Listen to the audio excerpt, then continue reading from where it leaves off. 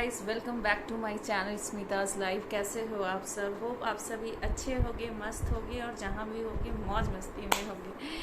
तो एक्चुअली मैं कल वीडियो शूट नहीं कर पाई। मेरी ब्लॉग एक दिन गैप में जाएगी बिकॉज आपको मैंने लास्ट ब्लॉग में बताया था कि दीदी चली गई है। तो पता नहीं, कल मेरा मूड ही नहीं कर रहा था, बिल्कुल वीडियो शूट करने का बिल्कुल मूड नहीं कर रहा था। मैंने कोई भी वीडियो शूट नहीं किया, लेकिन काम है, करना पड़ेगा। तो कुछ लोगों ने मुझे ऐसे बोला कि लास्ट वीडियो में क्या था कि मेरी आवाज़ बहुत कम आ रही थी बिकॉज बैकग्राउंड म्यूजिक काफ़ी लाउड हो गया था वॉल्यूम। तो उसके लिए सॉरी। एक्चुअली क्या हुआ था, एडिटिंग में कुछ प्रॉब्लम आई थी, इसकी वजह से म्यूजिक मीन्स एडिटिंग में कुछ मतलब लास्ट तक मैंने वीडियो बना लिया। वीडियो बनाने एडिटिंग करने के बाद लास्ट में मुझे कुछ ऐसा खुरपाती दिमाग से उठा, तो मैंने कोई क्लिप मीन्स डिलीट कर दिया था, जिसकी वजह से सारे म्यूजिक इधर उधर हो गए।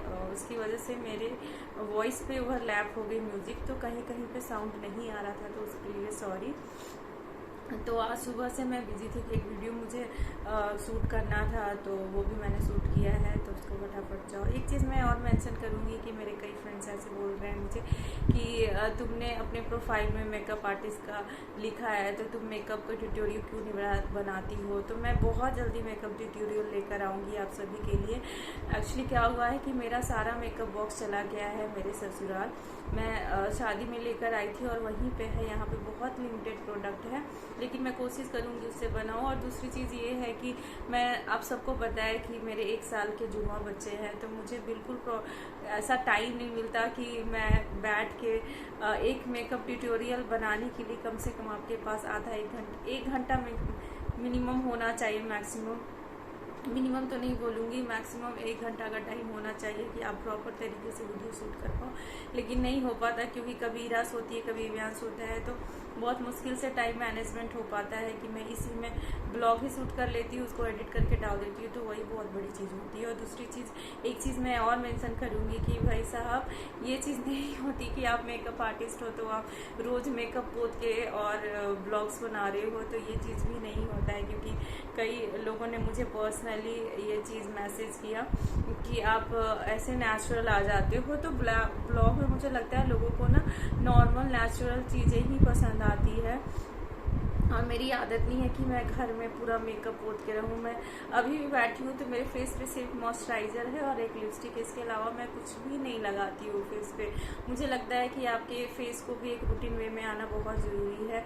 जब आप वर्किंग होते हो तो आप फिर बाहर जाते हो तो आप मेकअप करते हो, लेकिन अगर आप घर में हो तो आप नेचुरली ब्रीथ करने दो अपनी स्किन को। तो ब्लॉग में ज़रूरी नहीं है कि मैं नॉर्मल लाइफ दिखा रही हूँ तो मैं उसमें काफ़ी मेकअप करके या फिर मैं कुछ ऐसा फिक्शन या कुछ दिखावटी चीज़, मुझे नहीं लगता लोगों को आजकल पसंद आता है ये सारी चीज़ें। तो ये सब चीज़ें छोड़ते हैं। मैं बताती हूँ कि मुझे दीदी के जाने के बाद, आपको लास्ट ब्लॉग में देखा होगा कि मैं बहुत इमोशनल थी। तो हाँ, दीदी के जाने का थोड़ा सा मुझे बुरा लगा, इसलिए नहीं कि वो यहाँ से गई, इसलिए कि शायद मैं बताई भी थी लास्ट ब्लॉग में कि हमारा रिश्ता बहुत ही लंबा चला है। मतलब हम दोनों रिश्ता तो खैर जन्म जन्म का है, वो तो हम बहनें हैं तो वो कभी चेंज नहीं होगा।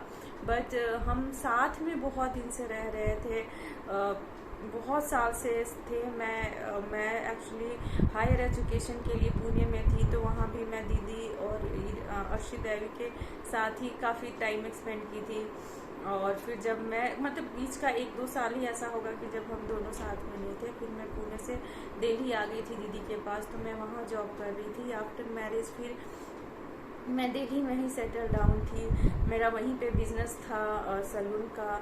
बट चीज़ें कभी भी स्मूथ नहीं होती है, कभी कभी आपकी लाइफ में कुछ ऐसा हो जाता है कि हमारी प्रायोरिटी चेंज हो जाती है, और होनी भी चाहिए। लाइफ अगर स्ट्रेट चलेगा तो कभी भी आप, मुझे लगता है कि आप अपने बच्चों को अपनी लाइफ की स्टोरी क्या बताओगे। कुछ तो फ्लक्चुएशन होनी चाहिए लाइफ में, अप एंड डाउन्स होनी चाहिए, तभी आप एक्सपीरियंस अपने बच्चों से शेयर करोगे कि आपने अपनी लाइफ के एक्सपीरियंस क्या, तभी दैट मीन्स कि आपके लाइफ के एक्सपीरियंस सॉरी एक्चुअली ईरा उठ गई थी तो मैं उसके पास चली गई थी। तो मैं वही आपको बता रही थी कि लाइफ कभी हमारा स्ट्रेट नहीं चलता, उसमें अप एंड डाउन्स होते ही हैं, तभी हम अपने लाइफ के एक्सपीरियंस गेन करते हैं। और अगर लाइफ स्मूथ चली और कोई कहता है कि मेरी लाइफ बहुत स्मूथली चल रही है तो ऐसी नहीं होती है भाई। आप अगर फिर आप लास्ट में अपने लाइफ में एक सेल्फ स्टीम वर्ड हमने सीखा था जब हम पढ़ाई कर रहे थे, तो वो सेल्फ स्टीम दैट मीन्स कि that is the stage where you feel satisfied with your life. That means कि ये नहीं कि आपने बहुत पैसे कमा लिए, बहुत आप चीज़ों में खर्च किया, ये चीज़ नहीं होती। That is not related with the money. वो ये है कि अगर आपके लाइफ में जो भी अभी तक सिचुएशन आए, ऑब्स्टिकल आए, आपने उसको टैकल कैसे किया। और अभी जब आप लाइफ में आगे बढ़ते हो, फिर आप बैठते हो, जैसे हमारे फादर हो गए तो वो भी अपनी लाइफ की स्टोरी सुनाते हैं कि उन्होंने अपनी लाइफ को कैसे टैकल किया, उन्होंने अपने अप एंड डाउन्स को कैसे टैकल किया। तो वो उन्हें जब वो चीज़ सोचते हैं तो उन्हें बहुत सेटिस्फैक्शन फील होता है, अपने आप से बहुत प्राउड फील होता है। तो दैट इज़ द पॉइंट जहाँ पे हम सेल्फ स्टीम बोल सकते हैं कि हमारा होता है। तो लाइफ कभी स्मूथ नहीं चलनी चाहिए, लाइफ में अप एंड डाउन्स होनी चाहिए, और हमारे लाइफ में भी अप एंड डाउन्स आए हैं, ऐसी बात नहीं है। और कुछ रीज़न था ऐसा कि मैं दिल्ली थी और मेरी शादी के बाद थोड़े दिन के मतलब 1-2 साल के बाद मेरे हस्बैंड वहाँ से उन बिज़नेस पर्पस की वजह से वहाँ चले गए, और मेरा बिज़नेस वहाँ रन कर चुका था, तो मैं वहाँ से मूव नहीं कर सकती थी। तो हम दोनों डिफरेंट प्लेस पे थे। दैट टाइम मैं अपनी दीदी से बहुत क्लोज थी, तो मेरा अधिकतर टाइम अर्शी देवी के साथ ही गुजरता था। मैं दीदी के पास ही ज़्यादातर टाइम स्पेंड करती थी। हमारा घर भी एक ही कॉलोनी में था, एक दूसरे से काफ़ी नज़दीक था, और मेरा जो सैलून बिजनेस था वो भी वहीं पे था। तो हमने बहुत ही अच्छा, बहुत ही प्यारा टाइम स्पेंड किया एक दूसरे के साथ। जब 2019 या 20 में मैं ससुराल आई थी, और उसी टाइम पे मेरी दीदी लोग भी आई थी, क्योंकि आप लोग को याद होगा कि उस समय होली था, होली के बाद ही लॉकडाउन लगा था। तो होली में मेरी दीदी लोग आई थी मेरे ससुराल, और उसके बाद लॉकडाउन लग गया और वो लोग वहीं पे फंस गई, और मैं कंसीव कर ली उस टाइम पे।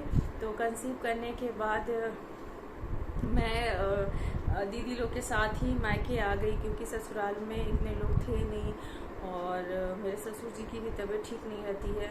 तो ये मीन्स बेटर था, ये हमारा म्यूचुअल डिसीजन था कि मैं यहाँ पे रहूँ अपने मायके में, क्योंकि आप देखे होंगे यहाँ कितनी बड़ी फैमिली है।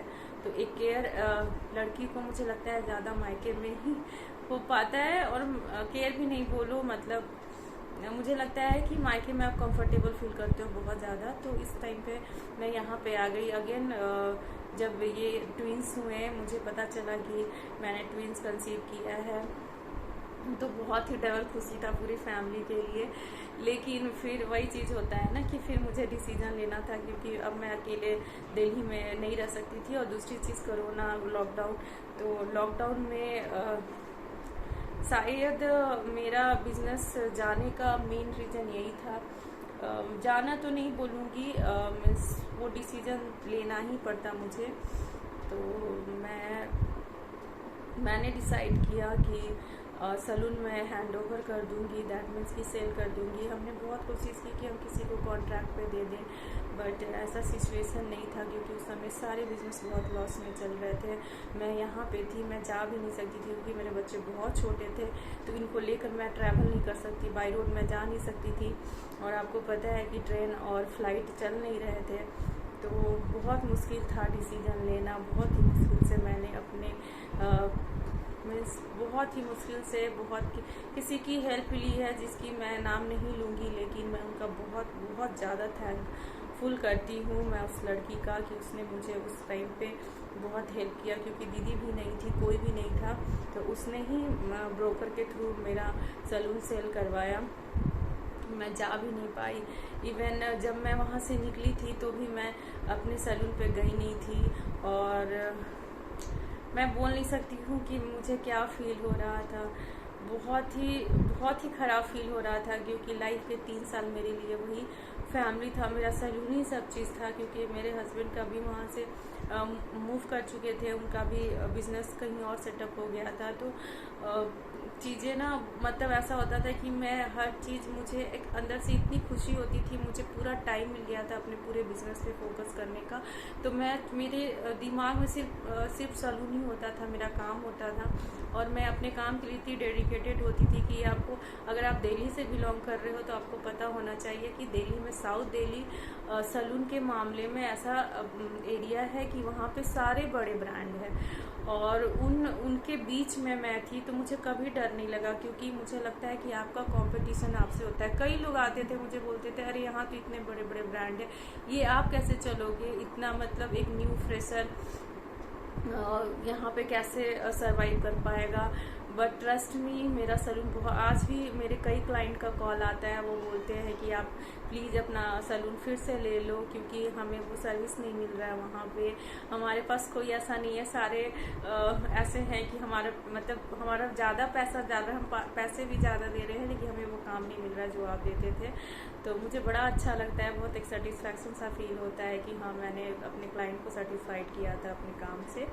बट ऐसी होती है लाइफ में, प्रायोरिटी हमें सेट करना पड़ता है, क्योंकि अगर आप प्रायोरिटी चेंज नहीं करोगे अपनी लाइफ में, हमेशा एक ही प्रायोरिटी लेकर बैठे रहोगे, तो मुझे नहीं लगता कि आप अपने लाइफ में कभी भी सक्सेस कर पाओगे किसी भी सेंस में। तो जब बहुत ज़रूरी हो, क्योंकि जब हम बच्चे होते हैं तो हमारी प्रायोरिटी सिर्फ माँ बाप होते हैं, फिर हम थोड़े बड़े होते हैं तो पढ़ाई, फिर देन हमारा करियर होता है, फिर अगर आप एक लड़की हो तो आपका प्रायोरिटी फिर आपके इन लॉस या आपके हस्बैंड हो जाते हैं, फिर आपके बच्चे हो जाते हैं, तो बच्चों को प्रायोरिटी सेट करनी पड़ती है। तो प्रायोरिटी सेट करना लाइफ में बहुत ही ज़रूरी है। तो मुझे लगा कि इस टाइम पे मेरी प्रायोरिटी सिर्फ मेरे बच्चे होने चाहिए, क्योंकि अगर मैं या तो ये ऑप्शन था कि अगर ये मतलब इनका भी बिजनेस वहाँ होता है तो शायद मैं ये डिसीजन नहीं लेती, लेकिन उनका कोई नहीं, वहाँ पे कोई था ही नहीं, दीदी भी यहाँ थी, तो मैं 2 बच्चों के साथ वहाँ पे जाके अकेले रह तो नहीं सकती थी, और अगर मैं वहाँ पे बिजनेस पे ध्यान देती तो मेरे बच्चों पे कौन ध्यान देता। तो इस टाइम पे मुझे लगा कि नहीं, मेरी लाइफ की प्रायोरिटी अभी सिर्फ मेरे बच्चे हैं। और देखते हैं, मैंने काम से ब्रेक लिया है, मैंने काम अभी ख़त्म नहीं किया है, और आगे लाइफ में क्या होगा ये कोई नहीं जानता है। तो फिलहाल तो मैं ईरा ईवान के साथ अपनी लाइफ एंजॉय कर रही हूँ और ब्लॉग बना रही हूँ। और मुझे लगता है कि यही मेरा अभी काम है, ब्लॉग बनाना और लोगों को दिखाना कि कैसी मेरी ज़िंदगी है। तो मैं फिर से आप सबसे रिक्वेस्ट करूँगी कि आप मेरे लाइक करो, सब्सक्राइब करो मेरे चैनल को, और मैक्सिमम सपोर्ट करो। Okay, bye.